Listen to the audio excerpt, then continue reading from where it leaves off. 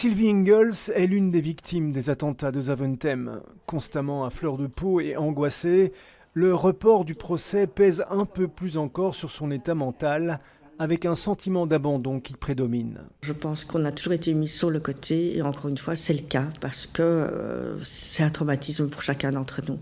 À chaque fois ces reports, ils ne se rendent pas compte à quel point psychologiquement c'est très difficile. Sylvie redoute que le procès ne puisse se dérouler dans les délais impartis. Les victimes ont beaucoup de choses à dire et elles craignent de ne pas pouvoir complètement s'exprimer sur le fond. Je ne sais pas si le procès pourra avoir lieu dans de bonnes conditions, tout simplement. Aussi bien pour l'un que pour l'autre. Mais encore une fois, je veux dire, c'est fatigant. C'est très fatigant pour nous. Sincèrement, nos victimes, on en a réellement marre et on aimerait que tout cela cesse.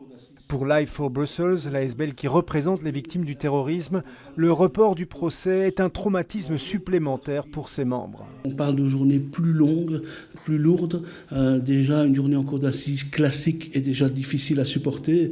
Et là, les victimes vont encore devoir souffrir plus. Tout ça à cause, malheureusement, des erreurs du ministère de la Justice qui auraient pu être évitées et évitables. Voilà, c'est vraiment extrêmement dommageable. Le retrait des box ordonné par la présidente de la cour d'assises repousse l'échéance de 2 mois. Le procès ne s'ouvrira finalement que le 5 décembre.